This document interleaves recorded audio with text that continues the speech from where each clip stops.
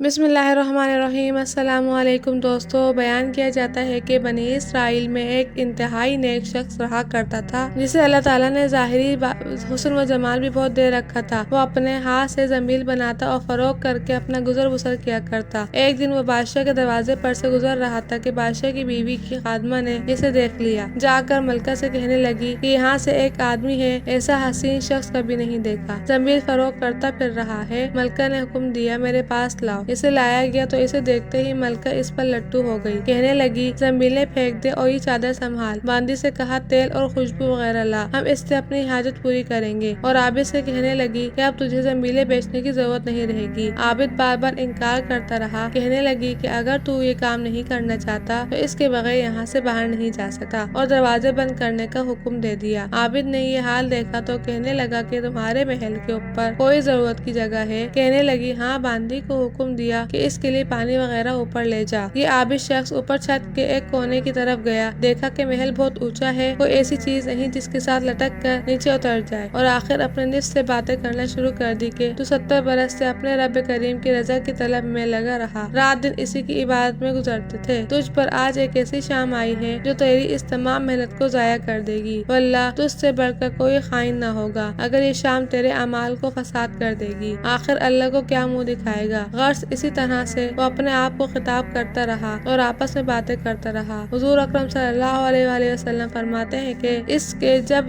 इसने बुलंदी से कूद जाने का तहैया कर लिया तो अल्लाह ताला ने जिब्राइल अलैहिस्सलाम को निदा दी। उन्होंने लब्बैक कहकर जवाब दिया। इरशाद हुआ, मेरा बंदा मेरी मुसीबत और नाराजगी से बचने के लिए जान की बाजी लगा रहा है। जा अपने परों से इसको थाम ले और इसे जरा भी तकलीफ न होने पाए। चुनाचे जिब्राइल अलैहिस्सलाम ने अपना पर फैलाया, इसे पकड़कर यूं जमीन पर रख दिया जैसे एक मेहरबान बाप बेटे को रखता है। फरमाया कि आबिद यहाँ से सीधा घर गया, जंबीलें वगैरह वहीं रह गईं। सूरज गुरूब हो रहा था। बीवी कहने लगी, जंबीलों की कीमत कहाँ है? कहने लगा, आज तो इनका कुछ नहीं मिला। कहने लगी, तो आज रात अफ्तार किस चीज से करेंगे? कहने लगा, आज की रात यूं ही जरा सब्र से काट लेंगे। फिर कहने लगा, उठकर तंदूर में आग जला दे। अगर हमारे हमसाए तंदूर में आग नहीं देखेंगे तो न जाने क्या ख्यालात इनके जहनों में दौड़ेंगे, ख्वामख्वा इन्हें परेशानी का सामना करना पड़ेगा। बीवी ने उठकर तंदूर में आग जला दी और खुद वापस आकर बैठ गई। एक पड़ोसन आग लेने को आई, पूछा, आग है? जवाब मिला, आगे बढ़कर तंदूर से ले लो। ये औरत आगे लेकर वापस होने लगी तो घर वाली से कहने लगी, तू यहाँ बैठी है, बातें कर रही है, इधर तेरी रोटियाँ पक चुकी हैं बल्कि जलने को हैं। औरत ने उठकर देखा, तंदूर बेहतरीन रोटियों से भरा हुआ था। औरत ने इन्हें बर्तन में रखा और खुदावन के पास ले आई और कहने लगी कि तेरे साथ अल्लाह ताला का ये मामला तेरे बुलंद दर्जात की वजह से ही हो सकता है, लिहाजा तू अल्लाह ताला से दुआ मांग कि हमारी बाकी उम्र खुशहाली और फराखी में गुजरे। आबिद कहने लगा, इसी हाल पर सब्र अच्छा है। मगर औरत का इसरार बढ़ता गया, हत्ता कि आबिद ने दुआ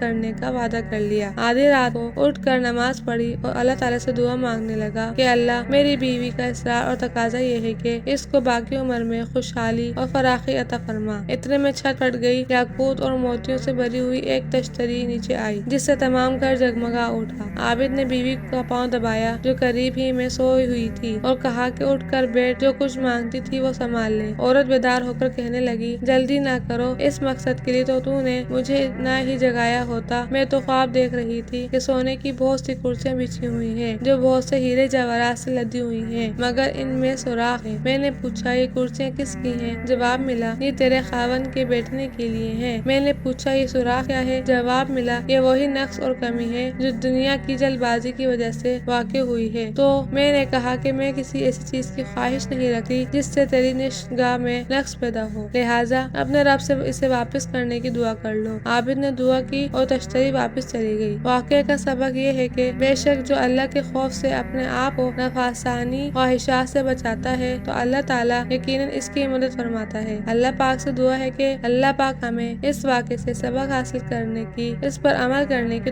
तौफीक अता फरमाए। आमीन या रब्बुल आलमीन। अगर आपको मेरी वीडियो पसंद आई होगी तो मेरे चैनल को सब्सक्राइब करें, मेरी वीडियो को लाइक करें।